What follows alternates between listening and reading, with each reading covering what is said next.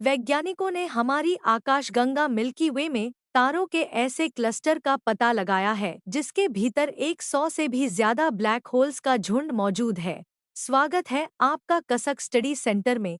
आसमान में मौजूद तारों का एक समूह अपने भीतर गहरा राज समेटे हुए हो सकता है। नई खोज इशारा करती है कि हमारी आकाशगंगा के एक स्टार क्लस्टर में तारकीय द्रव्यमान वाले 100 से अधिक ब्लैक होल्स का झुंड भी है। पलोमर 5 नामक यह स्टार क्लस्टर करीब 30,000 प्रकाश वर्ष में फैला है। पृथ्वी से यह क्लस्टर कोई 80,000 प्रकाश वर्ष दूर है। वैज्ञानिक ऐसे गोलाकार क्लस्टर्स को प्रारंभिक ब्रह्मांड के जीवाश्म मानते हैं। ये बहुत घने और गोलाकार होते हैं, जिनमें लगभग 1 लाख से 1 मिलियन बहुत पुराने तारे होते हैं। इनमें से कुछ तारे जैसे एनजीसी 6397 लगभग ब्रह्मांड जितने पुराने हैं। किसी भी गोलाकार क्लस्टर में उसके सभी तारे एक ही समय में एक ही गैस के बादल से बने होते हैं। मिल्की वे में हमें ऐसे लगभग 150 क्लस्टर्स के बारे में मालूम है। आपको बता दें कि अंतरिक्ष में बहती है तारों की नदियाँ। तारा समूहों का एक और प्रकार भी है जिसमें एस्ट्रोनॉमर्स की दिलचस्पी बढ़ी है। ज्वारीय धाराएं, यानी आसमान में फैली तारों की लंबी नदियां। अब तक इनकी पहचान मुश्किल थी, लेकिन गाइया स्पेस ऑब्जर्वेटरी की मदद से मिल्की वे का 3 डायमेंशन में बेहद सटीक मैप तैयार किया जा रहा है। उससे ऐसी कई धाराओं का पता चला है। दसियों में से पलोमर 5 को ही क्यों चुना गया? तारों की इन नदियों का पहली बार पता 2021 में लगा। तब यूनिवर्सिटी और बार्सिलोना में एस्ट्रोफिजिसिस्ट मार्क जाइल्स ने कहा था कि हमें नहीं मालूम कि ये धाराएं कैसे बनती हैं, लेकिन एक विचार है कि वे विकटित तारा समूह हैं। अब वह कहते हैं, हाल ही में खोजी गई धाराओं में से किसी के साथ कोई तारा समूह जुड़ा हुआ नहीं है, इसलिए हम निश्चित नहीं हो सकते। यह समझने के लिए कि ये धाराएं कैसे बनी, हमें एक ऐसी धारा का अध्ययन करना होगा जिसके साथ कोई स्टार सिस्टम जुड़ा हो।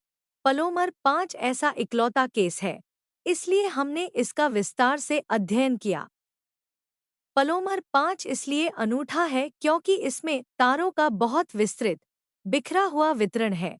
इसमें एक लंबी ज्वारीय धारा है जो आकाश के 20 डिग्री से अधिक क्षेत्र में फैली हुई है।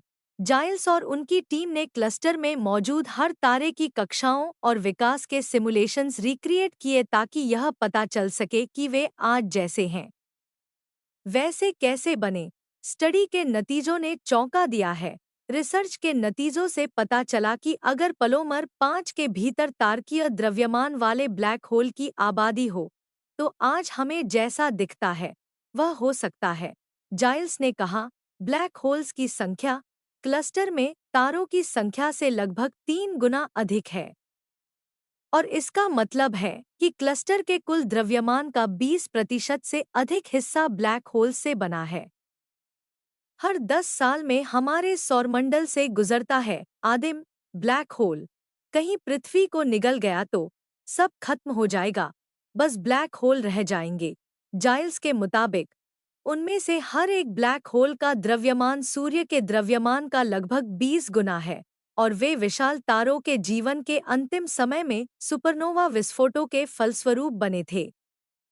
जब यह क्लस्टर बहुत युवा था, टीम के सिमुलेशंस ने दिखाया कि लगभग 1 अरब साल में यह क्लस्टर पूरी तरह से गायब हो जाएगा। ऐसा होने से ठीक पहले क्लस्टर में जो कुछ भी बचा होगा वह पूरी तरह से ब्लैक होल से बना होगा, जो आकाशगंगा के केंद्र की परिक्रमा करेगा। इससे पता चलता है कि पालोमर 5 अनूठा नहीं है। यह भी पूरी तरह से एक तारकीय धारा में गायब हो जाएगा, ठीक वैसे ही जैसे हमने बाकी खोजे हैं। स्टडी से यह भी संकेत मिलते हैं कि शायद अन्य गोलाकार क्लस्टर्स का भी यही अंजाम होता हो। जाइल्स और उनकी टीम की रिसर्च नेचर एस्ट्रोनॉमी में छपी है। दोस्तों, स्टडी से संबंधित अधिक जानकारी पाने के लिए लाइक और सब्सक्राइब करें। धन्यवाद।